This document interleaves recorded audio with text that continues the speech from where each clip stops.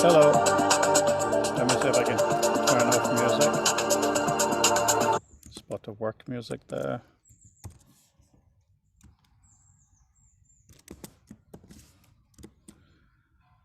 Okay, hello.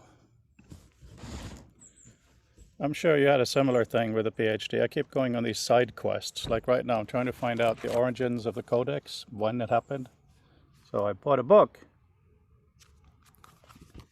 It's really small, which is great. I think it's from the 50s, so there's a few dates I can use in the timeline and in the book, but I'm still having a hard time making sense of it. Oh, it's just such a mess. Anyway, how are you?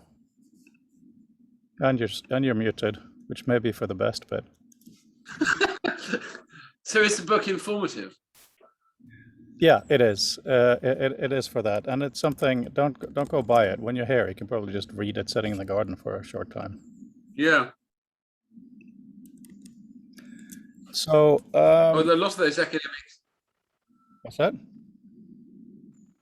I was going to say a lot of those academic books, less definitely cost more. And now they've cottoned on to the fact that if they only do digital printing, that removes the second-hand market. So they can still charge you, 90 quid for sort of 30 pages of digitally printed paper, which I just I have to go against the grain. Yeah, exactly.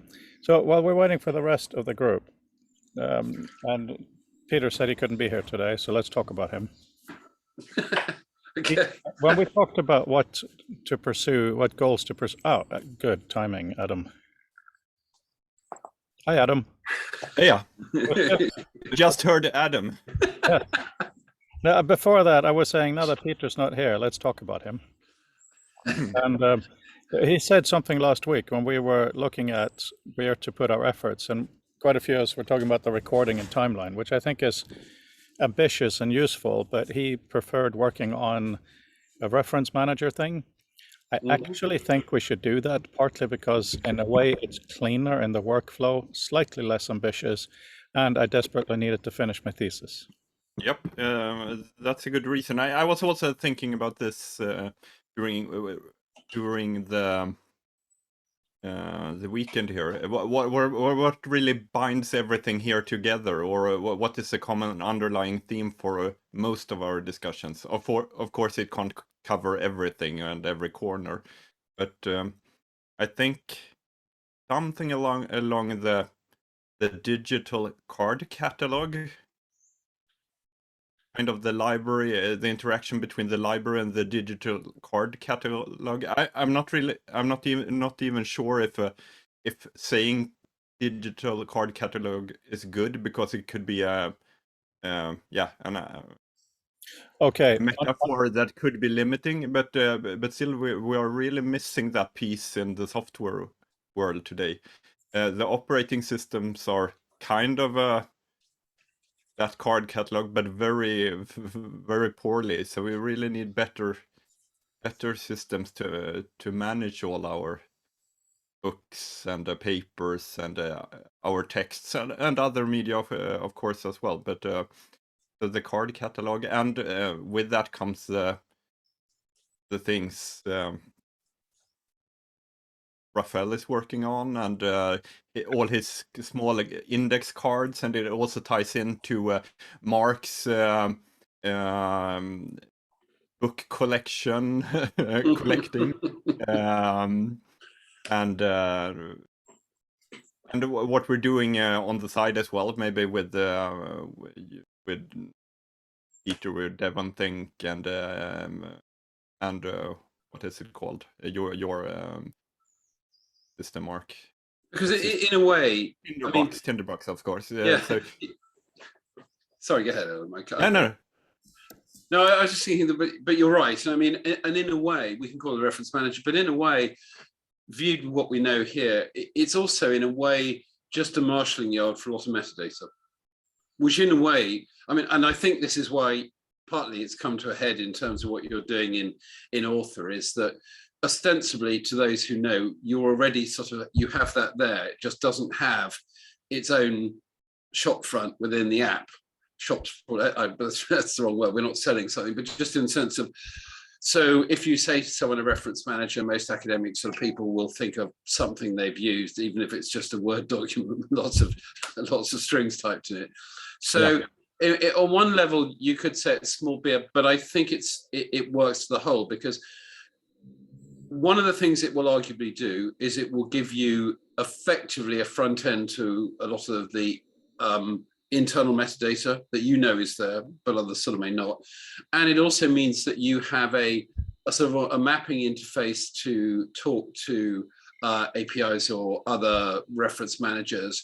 And also probably, I suspect it will have another useful affordances. For instance, you might have, let's step ahead in time, you might have a whole bunch of documents on your system, all with beautiful, rich, deep visual meta, but you may not want to drag all of it out at once. So again, your reference manager may also be the place at which you sort of say, actually, what I want from all these 700 documents I have on my system is the following subset of data, which is one of the things reference managers do when you export them to, journal X or journal Y, because they only want certain things. So you may be going a lot further than you actually think by doing this. Yeah. So in that sense, I don't think it's small beer at all.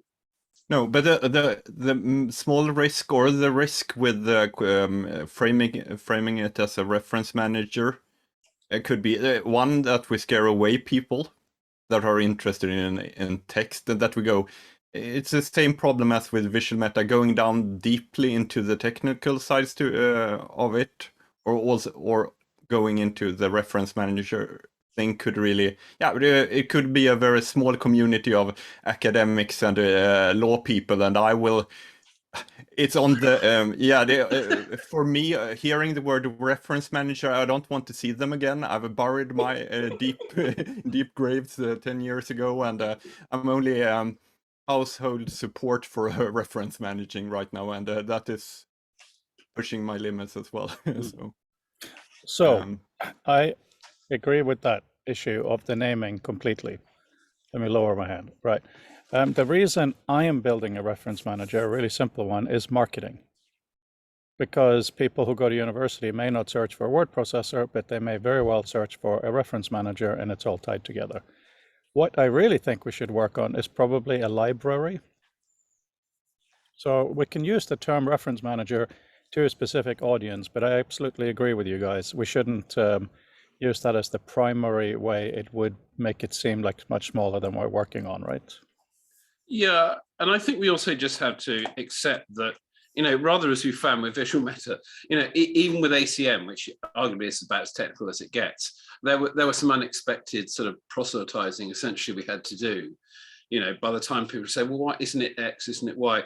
I think Adam's actually spot on, and people say, oh, it's not really for me. But I think we just have to bite on the bullet and say that, no, it is this. You may not think it is. And don't worry that we may be using this term, because it's all these other things as well.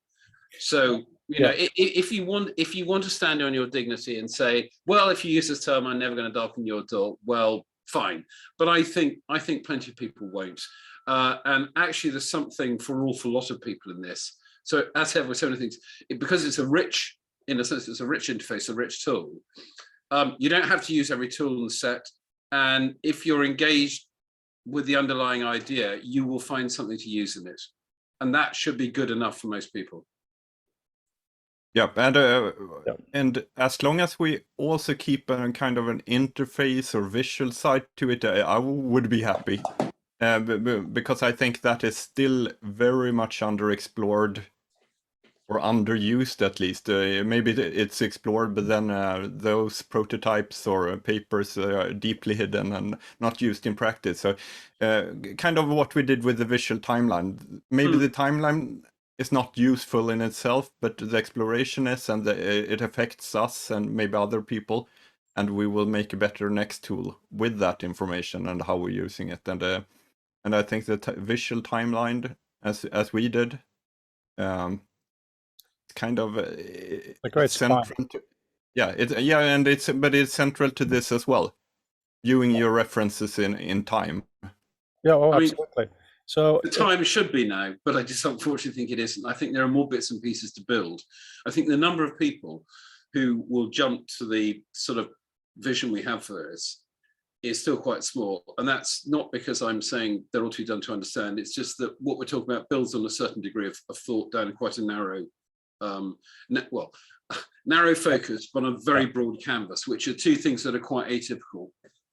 So one thing that somebody in this group said, I can't remember who, maybe you can remember, is that there isn't really a system that takes all your notes bits into a coherent environment. Yes, of course, Evernote and Notes exist, but they're all quite siloed away from the workflow. And an issue I'm having now, going through, I'm the kind of bad writer who will write a chapter like this, right? And it's actually nothing hardly. It's really small. Yeah. But when I look in the, I have to work on this. Sorry, guys. When I look at this, a lot of it is me trying a new thing and then actually trying a new thing somewhere else, and then actually trying the same thing somewhere else, and then I forget where I put something, right? Yep. So ideally, if I had millions, I would deal with this in author, but it would be more interesting if we could look at, okay, so for context, in this thing we've discussed, which is essentially this view. So this is what I was suggesting for the stripped down visual meta based library. What I want to highlight for you in this context is that if someone has a citation from a web page, in this system, it is actually stored as a PDF with visual meta. Same with a book. So there is no database of import. Of course, we use it for indexing and whatnot, but the data pieces are still PDFs with visual meta. I don't think that carries on to necessarily notes. However, if notes are things, documents in a way that they can then be moved around rather than just entries in a database, that may be partly what we should look at. Yep. No, Adam, go ahead. Sorry. I was thinking, I don't know if you saw the link I posted a few meetings ago about Workbank. Germanic, I don't remember if it was a Swiss or a library for, I think it was an art library of some sort. I linked it if I can find it again. Where they had a digitizing station where you could put all the books in the library onto a big table that recognized the book and made new booklets and recommendations for other people. So when you did that, you printed small booklets for other people in the library, so they could explore, and you could also put away the books wherever you wanted because they were indexed by RFID tags. You could create temporary curations in that library, but it got me thinking about of the relation between your real physical books and the notes in the books, and how you integrate that, because that is really unsolved for me, at least. It's two different worlds: my physical books and my notes, and my ebooks with my annotations and notes on the side. I can't really integrate them, so I really imagine that we could do something similar, but instead of having a document scanner, as Mark have and we could have a regular phone would be good enough, like Frodo did with selecting text from photos or from photos of text. The prototype you showed a few weeks ago. But we could do something similar, that we take a photo of a page from a book. You could even select text as Frodo did, and it recognizes a book page. You have shown this app the book cover before, if you like, so it can recognize the book as well. And you could write notes, and it could even take that photo, take all the metadata you produce while using the system, and make a PDF card of it. a full PDF with the photo, with the visual meta, and then you have it in the system as a bundle.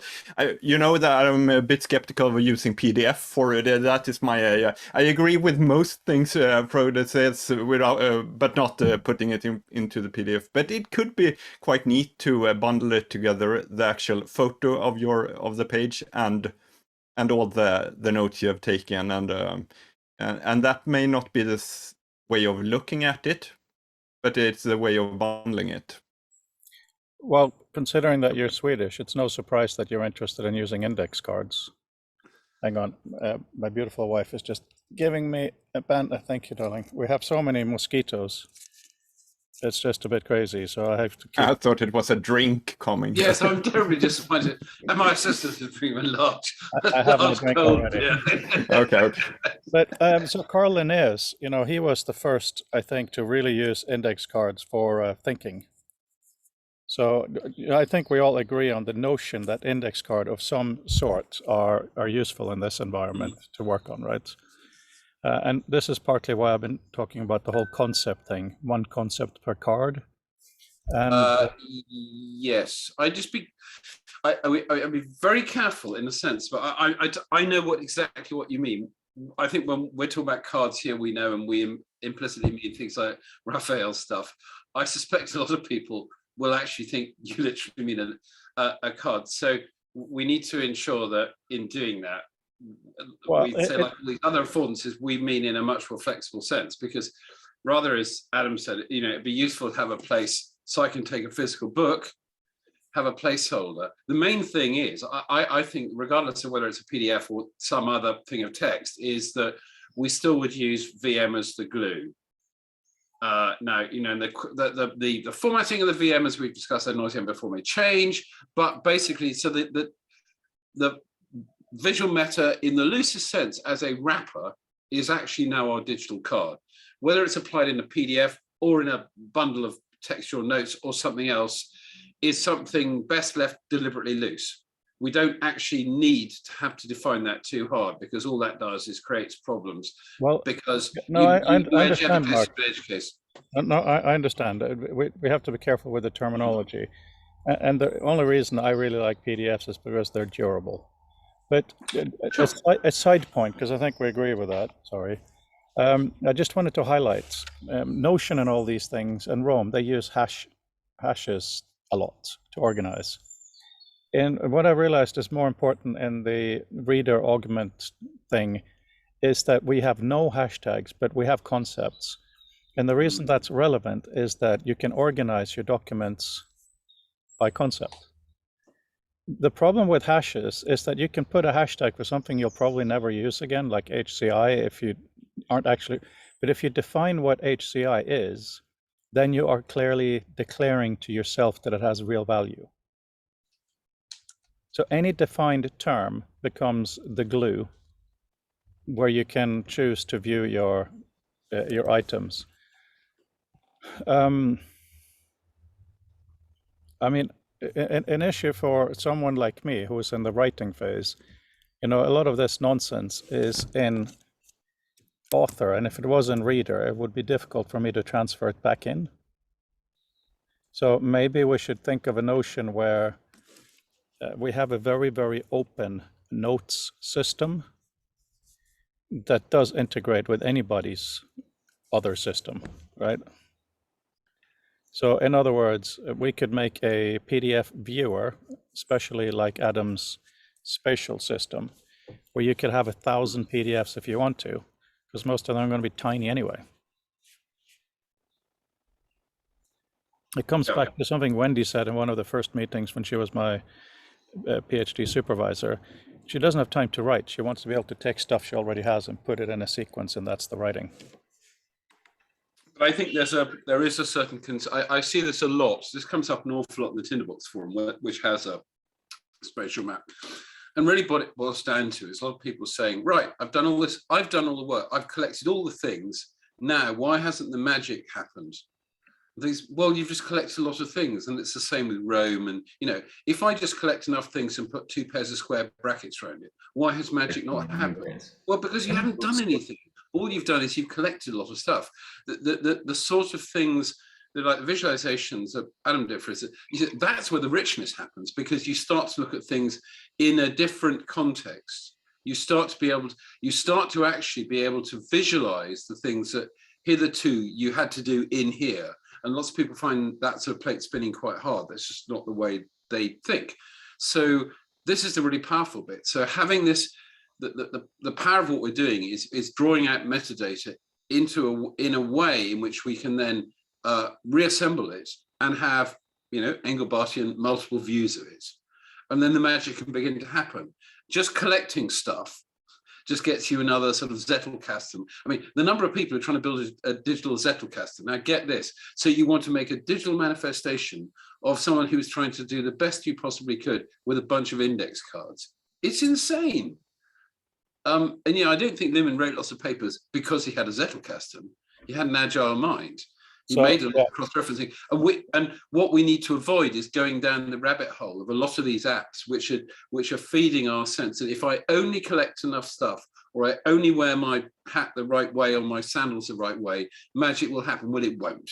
I fundamentally don't believe that. No, of course. There are methods.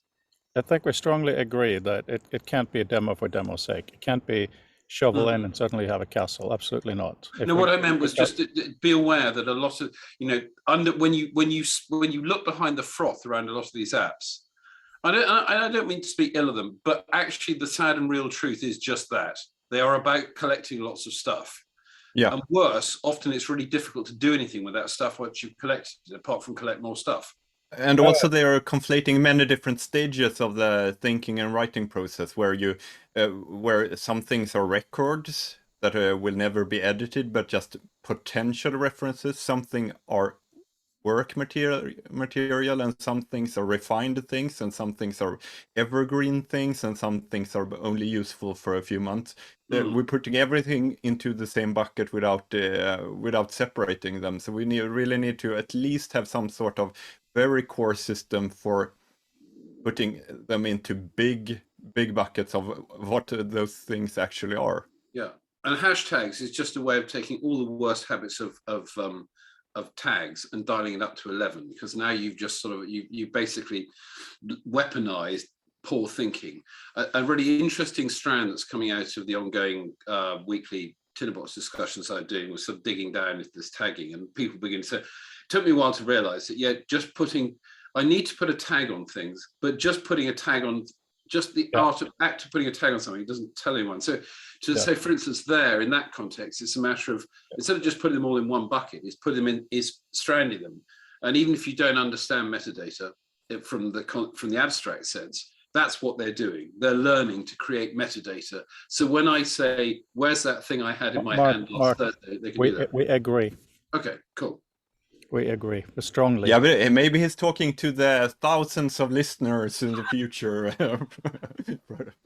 I forgot to tell you that I have duties very soon, so I was just going to drop in to actually clarify my position or regarding the kind of reference manager and boringness and everything that I'm agreeing with Peter and you, Frodo, Mark.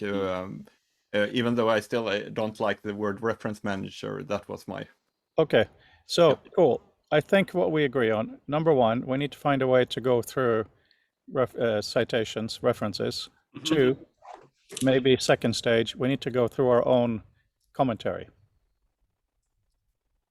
So we'll start with this, because the problem I have with this brilliant stuff is that in this view, you can see more, but I can't actually read anything here, at least on my 13-inch screen. So for me to find something to cite to impress my teachers is not useful. Here, I can at least read it. You mean the actual, the small text thing? Yeah. In the other view? Yeah, the title. So here, I have to do this, and it's just not very useful. So how can we make it super easy for me to get a lot of citations to impress my teachers? I'm sure many other users will have the same goal. Because obviously this is crazy, having it this many. Well, bear in mind this comes out of the underlying sort of structure of this was a citation network.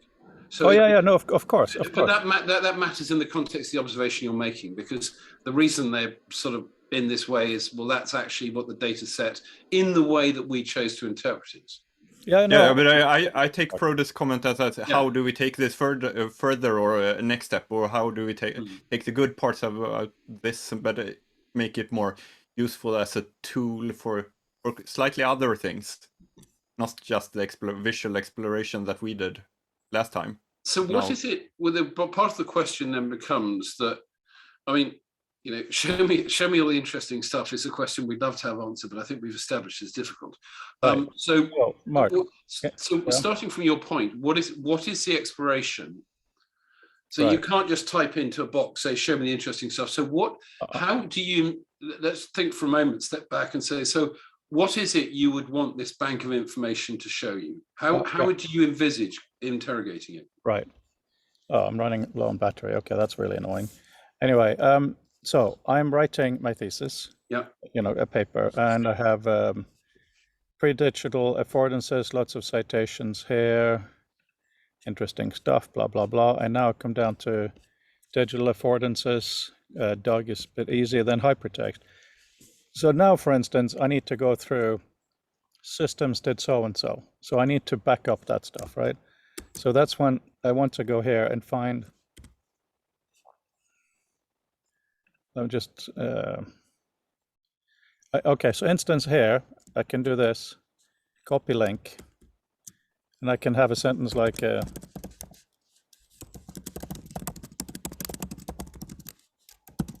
having some audio problems here. Can you hear Frodo, Mark? Not quite. Speaking. I suspect. I wasn't speaking. Can you hear me now? Yes. Okay. No, you did have a bit of cut out. Okay.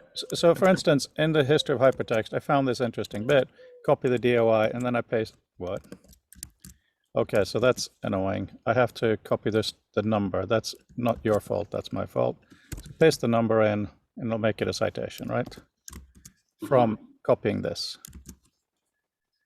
And here we have that citation. So that means that what I want to do, let me just close a lot of stuff because I don't want to go up. I'm sitting in the garden. It's so much more pleasant to deal with you guys here. Boom, boom.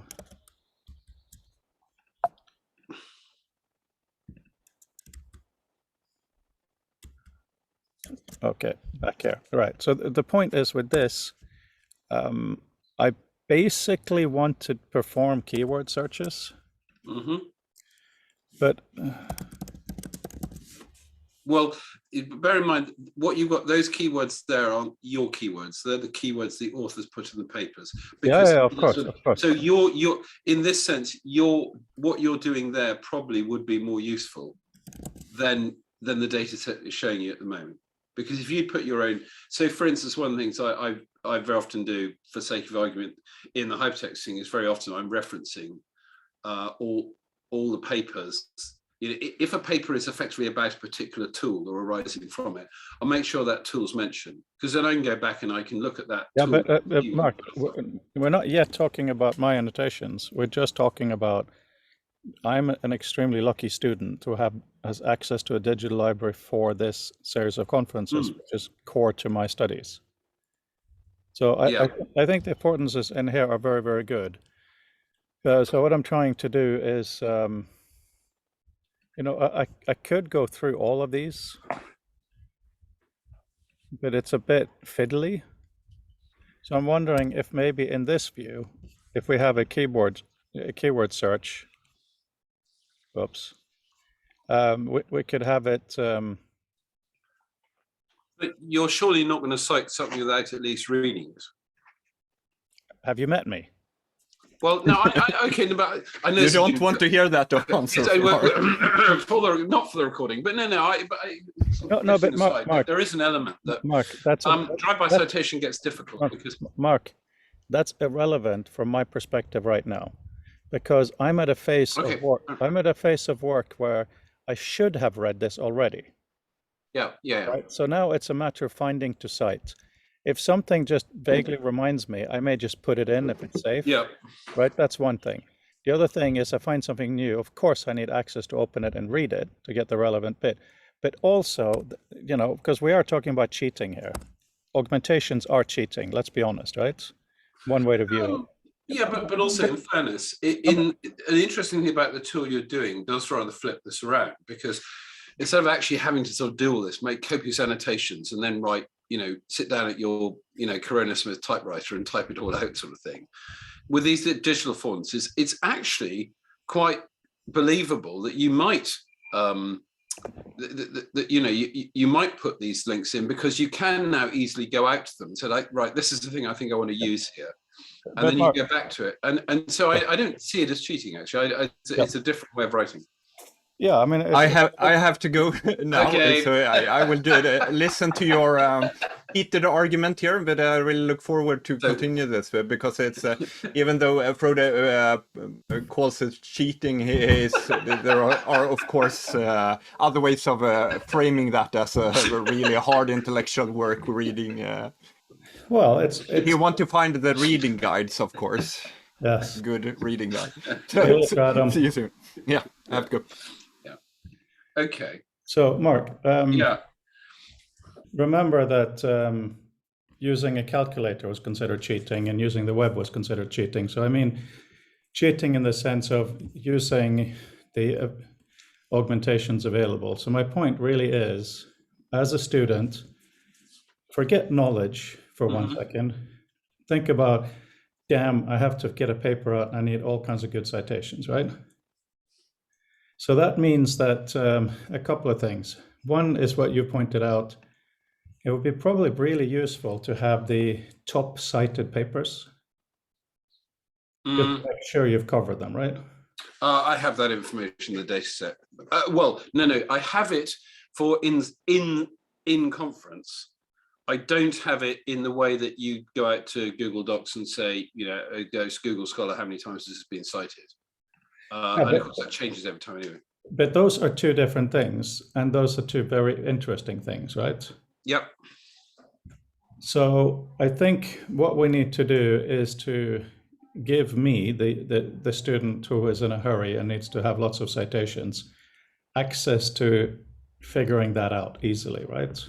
We could do that. I have information that I could add to the data set that would allow, probably in this case, Adam, to add an extra widget, effectively say that sort of thing that you're looking at there would basically in some way change, or it might have a color gradient to show things that are more cited than others.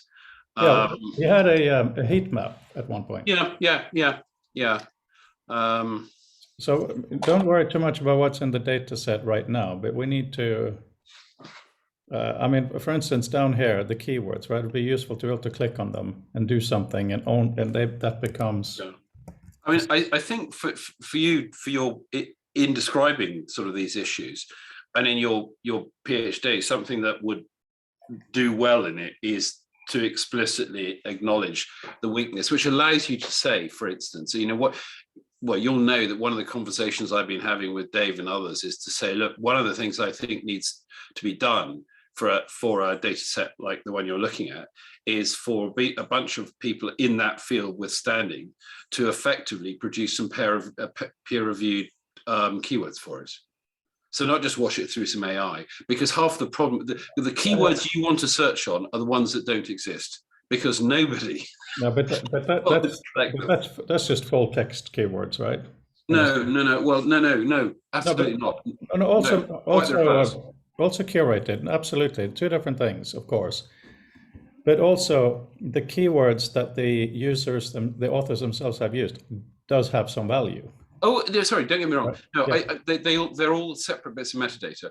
But I think the thing that will be most useful to the thing that the way that we do what you've asked is another missing part of the ecosystem, which is why I would suggest it's something you would, if I was writing your PhD, I would explicitly mention. I mean, it's not your fault, it's not there, but to say that the reality is that what we want to do is search on keywords, but the keywords we have just aren't actually particularly useful. And if I'm the student, mine aren't much useful. Mine of my own are useful to me, but aren't aren't going to get me. They're not going to tell me the things I don't know, which is the problem you're trying to resolve at this point, because you're going away saying, I want to know more about this. I'm trying to simply find stuff to cite. That's the key thing. But also, it is, of course, valuable for me to say things like, I mean, this is not a surprise, but if I search for www, there's nothing. Actually, that's an interesting gap. There's, it was introduced in 91. Nothing was cited about the web until 96. That isn't, yeah, but you say 90, you see, this is, I mean, well, I don't know, I mean, since I was working in 1991, and yeah, the web wasn't around then. The web, honestly, the web didn't really emerge until 1996. I'm not arguing this reality of the world. I'm just saying it may be worthwhile in my paper to write. It's interesting, maybe even with a screenshot of something like this, saying it's interesting that even though the web was introduced in 91, it wasn't discussed in hypertext until 96, and then it was only a few papers. But then also look at how it faded. 2011, it seems to have split away. And this is the kind of stuff that you do. Well, yes, but I think the reason it looks like that is that lots of people in hypertext pushed off to other conferences, and B, about 2006.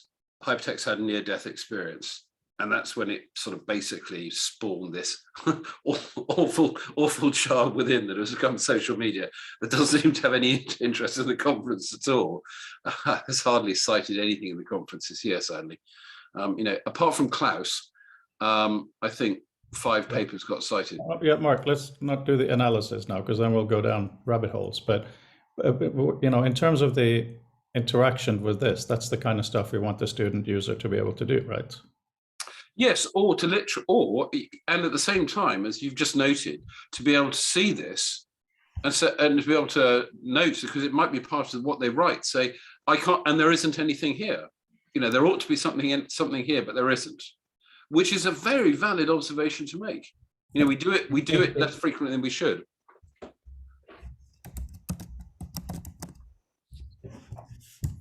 Isn't that what this is? Oh no, that's not what it is. No, you're thinking of a lacuna, perhaps. Lacuna, that's right. Yes. Yeah. Exactly. Why did you put in? I just know. I'm sure you know these, but I mean, when you talked about things where, of course, I know them. They're my competitors. That's fine. Well, but yes, I can see that arguably. Yeah. DevonThink isn't so much competitive. DevonThink is a much more useful and a Mac only. I don't like to call it an everything bucket, because I think it's a lot more thought. It's actually Germans who built it. It's now an American company because they moved there. I was trying to find this is so annoying. The way it handles tabs now, I can't find the tab we were just working on. I know. Well, why wouldn't that have been the most recent? It's because you and I are old, and this is built by young people for young people.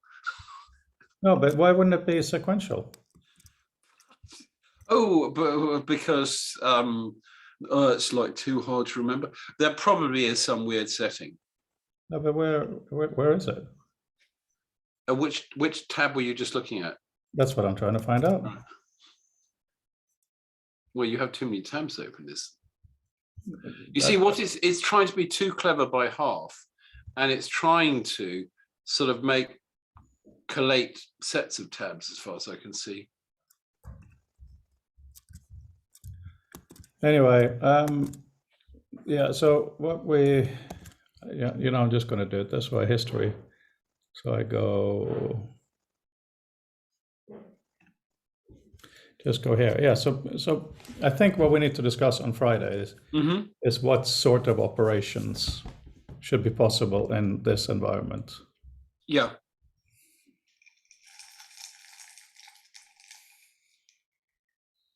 But I mean, hopefully, and I'm quite genuine to say this. I'm really happy if we do no more with this data set that I created, then people saying it's all very well, but it doesn't do any of the things we want. Because people aren't saying that because we haven't had a suitably, But Mark, but aren't we trying to discuss what to try to develop in the group for the 9th of December? Yes, yeah, but I mean, what I'm saying. So this is why I don't think there's any worry about acknowledging what isn't there, because some of it could be. So for instance, I could put that in so that there would be citation numbers that you could use. I absolutely can do that. That's just me running a different export from, and I can probably do that within an hour or so. So some of the stuff I do have. I'm just trying not to sort of throw all my research information out before I've written it up. But yes, Mark, you're being the wrong kind of stressed about this. This is not necessarily about what's in the data set. First, it's what we think we need. Yeah. And then it's about what Adam can also maybe build together with what you have. Yeah. Well, to me, and it's an exploratory tool. You see, the things that I find myself coming back to is that I can collect all these, whether they're PDFs or other sort of metadata things that I can address through Author and its manager. Again, the boundary problem I've got is known unknowns and unknown unknowns. So the things I would like to get but can't get, which is a sort of known unknown, or there is a the fact that there is a subject that I would like to find out stuff about, but I can't find out. I know there was a system, or there was a method of making a book, or there was a hypertext system in the 1960s or something, whose name I know, but I cannot find anything written about. I can't get my fingers on the edge of the search problem that leads me to it. So let's just park that. But those are two problems that still lie outside what we're doing. Within what we have, I think one of the things that our demo ought to push towards is meaningful tagging. So we discussed earlier about the fact that just collecting a bunch of stuff is underpants business names, business serious stuff, because it doesn't do anything. It gives the appearance of doing something, but it rarely provides insight, unless you're a particularly sort of organized person, and then you're normally doing something in your very particularized local sense. But for the broader work, the writing on the broader canvas that you're doing in your PhD thesis, no, I don't think for a moment it really helps. It provides information, but the tools don't help. Devon think is interesting in that it has quite a lot of reasonably well thought ML and all sorts of other stuff built in there if you bother to dig in. You can just use as a clipping bucket to stick URLs in, which to my embarrassment is about as sophisticated as far as I got with it, mainly because I've just never had time. And this is an interesting part that I think your app is facing as well, is that you need to put some time in. You need somebody basically to rub your nose in the damn tool, so that you stop complaining about it's hard to learn, and you realize, oh, I've learned it, right, now I can use it. Because very few of these things are obvious before the fact. Word is probably unscary, because you get a blank piece of paper that looks like the thing on your printer or what would have been your typewriter, and you type on it and stuff appears. But we know that good writing and structured writing is actually far more complicated than that and requires more thought. And I don't think there's any harm. I think it's really interesting, your reflection. You say, well, I'm writing the scrappy way. Frankly, I do rather the same. I sort of put in these notes, bits of scaffolding. I need to cover this and I need to expand here. Then the challenge becomes zipping it all together. But I think that's something to park for the moment. But I don't think it's at all wrong in terms of what you're saying, that okay, I need to cover this subject and I need to make some reference to that. So I probably need to find something. And you may find that when you're doing a review and a check, you say, actually, that doesn't really cover it.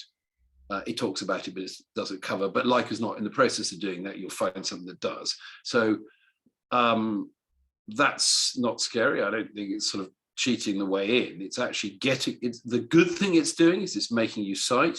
It's making you go and look at the references, not necessarily this second, because you've got something else to be doing. But you are at some point, just as you pull together the narrative and check it, as you read through it, you likely will revisit these things, and you may or may not change them, or you may go to that document, may add, page 23 to it. You're not going to do it at the point you just showed. That would probably come later, unless it was a document you had read quite closely and you had an annotation, in which case you'd use it. But different different. This is an area where people have very, very different habits, and I would hate to end up in a one size fits all thing. So it's nice what we have here allows for both the people who are sort of humanities type close readers and accumulate vast stacks of stuff before they even begin to put pen to paper, or others who just have, I'm more the latter, just an enormous wish-wash of stuff. And when I get to the point where I need to dive back into something, I'll revisit it because it's familiar to me. But I'm just partly because I'm a slow typist. I don't waste hours writing stuff down that I won't use for a long time, because the important thing to me is to have looked at something, know that this book or this paper or something covers this subject, and to me it's like a mental tagging. And if I was more disciplined, I would probably have done it, put tags to that effect, either in Devon Think or Bookends, because at the time that was my reference manager. But in this case, those are the tags that you would probably be putting into your author reference manager. And these are tags that you put in as the author because they mean something special to you. So they're like custom metadata. And when I say tags, they aren't necessarily in the tag bucket with everything else. You know, it might be in essence in sort of databasey type terms, a different field, but I don't want to get too hung up on the formalism of that. I think the key thing to make the metadata and the retrieval work for you is to be able to find the right bit of metadata, because if the most sophisticated we can get to is sort of keyword search of everything, then we are in the same crap place we are today, where if you're lucky, you'll do keyword search. But for instance, I go to ePrint, which keywords, the number of times I can't even find my own bloody papers in there. Well, it's just ridiculous, because you can't, because it just searches for everything you give it. Adding more keywords does not refine the search. So unless you're minded to use very unique titles for your papers, I think that's a lesson I've learned, is to use really unique titles, because you've got a damn chance of finding them. I also just dived into this. I just mention it because it might, I'll let you know if I find anything pertinent. You may guess from the title. This is sort of people saying, is bibliometrics, the ref, all this sort of stuff, and paper citation rates, all they're cracked up to be. I mean, there is an argument. There's an awful lot of log rolling going on, you know, i.e. that people cross-citing or self-citing and this sort of thing, which is problematic. I don't think it invalidates what you said earlier about looking for the most cited stuff, because until and unless we prove citations are of lesser value than we imagined, I don't think we should stop looking at that information. I think there's a separate sort of line of thought that says, I remain somewhat cynical about its value, but then if we haven't got anything else, what are you going to do? And I'll let you know if I find anything interesting in it. Yeah, so I simply think we need to, use the data we have and provide a way for someone who is new to the data set, well, the conference proceedings, to decide what to read, and for someone who has knowledge of it to use it as a quick way to find stuff. You see, I love the idea. One of the things I found quite interesting in Adam's, he did that little visualization sort of happening on screen with books and things. But if I extract that, say, into something like your concept space or a tinderbox map, which are the same sort of basically unbounded, unstructured thinking space, or Chris's Webflow, they're all manifestations of the same thing. It's just it's basically it's like opening the top here and shaking all the toys out and onto the table, putting them around. Now, where that's really interesting is being able to just grab a whole lot of books or papers or something and sort of almost sort the blue ones from the green ones, to use a very simplistic analogy, but which is easier sometimes when they're in front of you. There'll always be somebody who says, "Oh, well, I have a tag for it." They'll spend ages convincing you that they have a system that, when you look at it, actually is as friable as anybody else's, because where this sort of soft search or this soft triage or sorting becomes useful is when you understand the question it is that you want to ask. Again, a really interesting thing came up in the tinderbox conversation, which happens on a Saturday, the last one, and someone said, you know, they'd be really spinning their wheels. I get it now. I now know the questions I want to ask.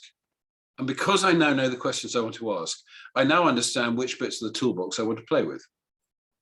Whereas before, I just had this whole toolbox and I kept picking up an individual tool and thinking, well, what does this do?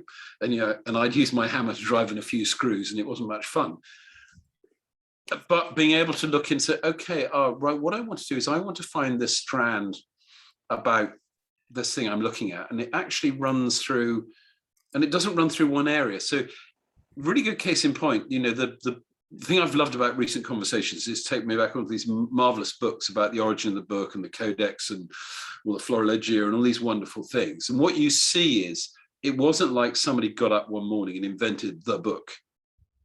And it's almost, in some cases, it's only looking back that we can see the sort of genesis of something we now take as an observation.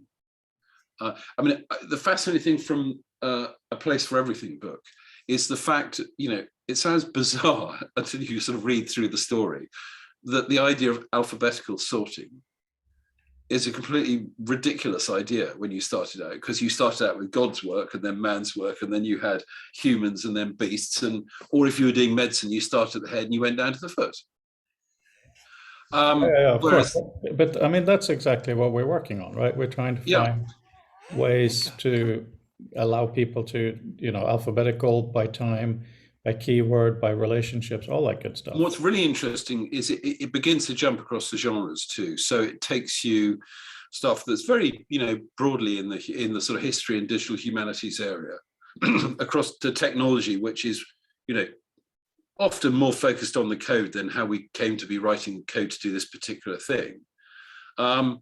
Whereas for what we're doing, we need to have a handle on both, because the technology is providing the sort of construct in which we're doing stuff, but what we're doing doesn't come out of the technology at all. That comes more out of the human space.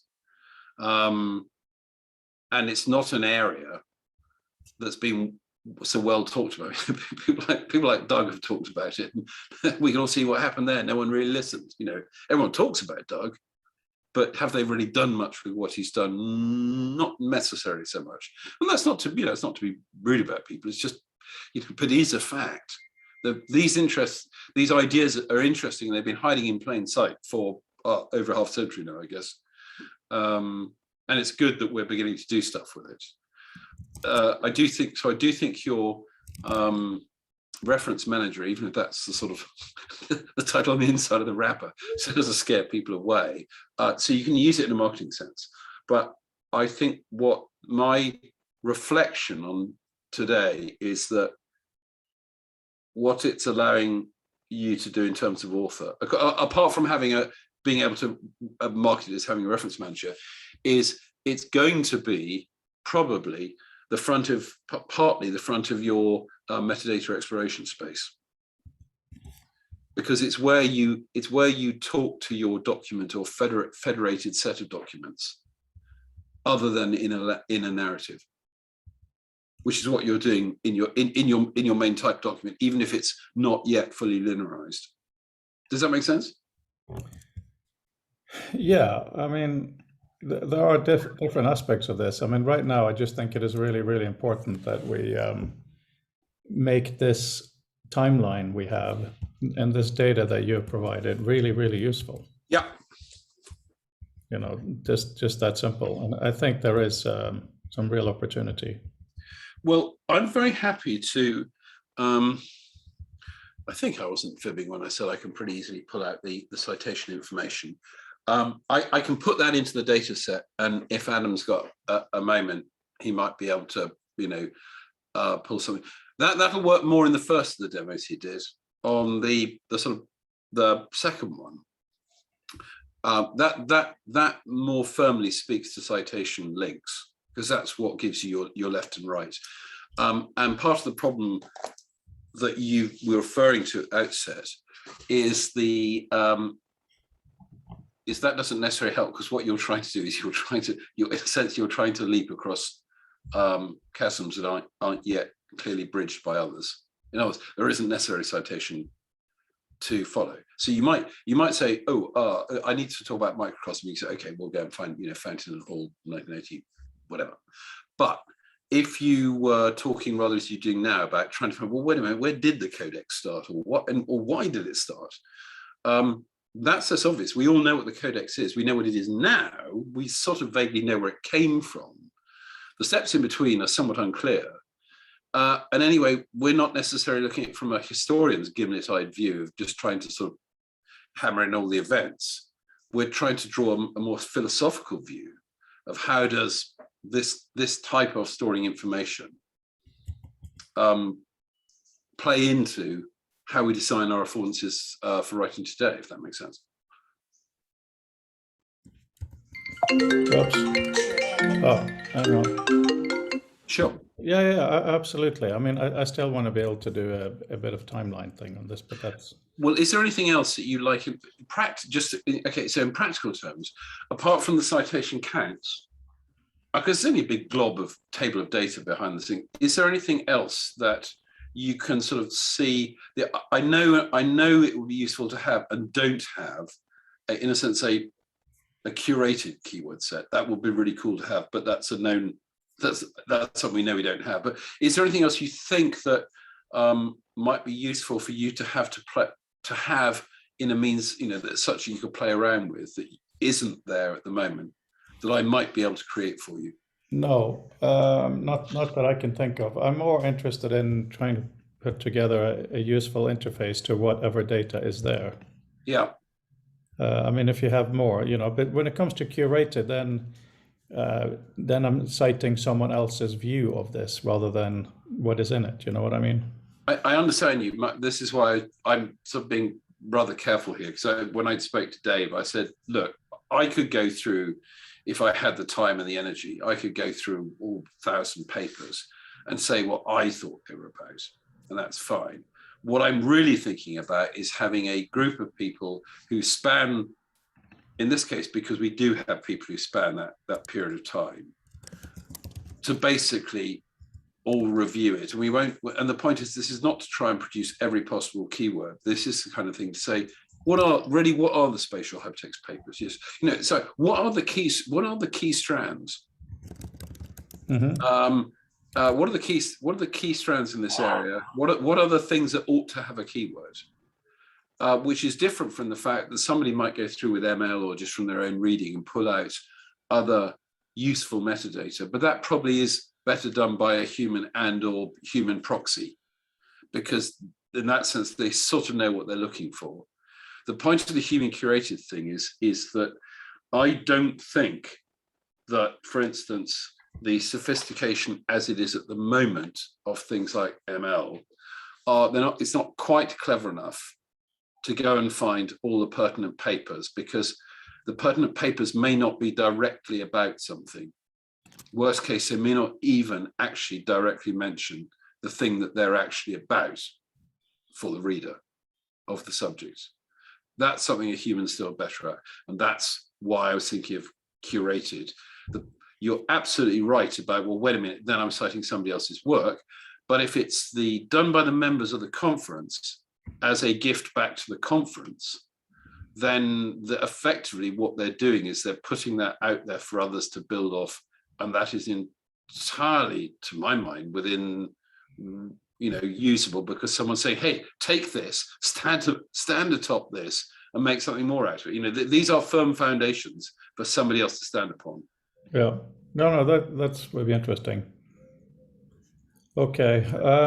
Right. So on Friday, we will try to discuss quite simply how to make this library, because this is a library. It's not a reference manager, because it's something out there, more useful. Do you have one of the things I'm happy to have a tinker with, and in a sense in confidence, because I know it's your thesis and things, might be what you have by way of a timeline, and just within the timeline tools that I have available, start exploring, well, what might it look like? Because We're at the difficult stage where, you know, it's fine when we've built a really cracking timeline. No one's, well, bloody obviously, why didn't we do this before? Well, it wasn't obvious, and someone's going to have to tinker around, and it will be part design, part technology, and that's the problem. Finding people who sit happily in both is there are fewer, I think, who sit in that happy group than we tend to imagine. One of the things we can do is take some of the tools that are around, put the data in. You know, so the data may need a bit of the metadata that we create underneath it may need a bit of just, you know, tidying up, just so we can put it in some and say, well, this doesn't work. Well, that aspect of this is really good. So we want a bit of this, we want a bit of that, we want none of this, and that's probably a good start for a build for us. And also you can begin to look at the practical problems and say, okay, what does one of those need, and how does that input need reflect what I currently have in my architecture in Author? So, you know, what has to give? Do I need to enrich my back of house metadata structure in Author? Do I need to have some kind of export process? I'd argue it probably needs to go back in the app to be as dynamic as you want. But I think that's really hard to do without something that's, you're going to have to build a really, really ugly child in the interim just to get a really good handle on the problem. But that can be done quite quickly. Yeah, I don't know. I think that's what we need to think about for Friday. Yeah, absolutely. Yeah. Yeah. But Okay. so I'll leave that out there. If you want to, you know, I'm very happy to look at that, and/or certainly is thinking in terms of FOT2, looking at whether we can, because that's one place anyway, we might be able to showcase this as well. Yeah. Oh, yeah. I look forward to that. That's going to be soon. Okay.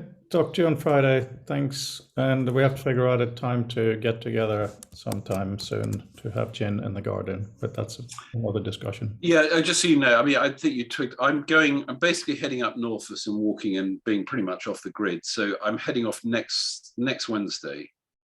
Well, Lizzie's been a bit ill, so I may be stuck here, in which case I'll be around. But if all goes according to plan, we're going off next Wednesday, and we probably get back on my birthday, which is the 24th. And in between, I'm likely to not be around very much unless I'm stuck inside in the rain and there's good Wi-Fi, which I'm not saying is a certainty either at this point. Yeah. Okay. Well, that's good. Good. Sure, but I will be scanning email. So serious. If I mean, and text. Yeah. But I'm appalling. I mean, I read text, but my thinking space is on my laptop. So. Fair enough. Well, you reply a lot on your laptop, right, with text? Yes, it's because it's more. It's terrible. It's sort of, for me, it's easy because it's just a different window. Yeah. No, exactly. For me too. It's much more convenient. Okay, I'm going to go make some dinner for the family on this hot day. Good to talk. Okay. Look forward to Friday. I'm glad we have a bit of direction now. Yeah. Good. All right. Talk to you. Bye. Afternoon. Okay. Bye.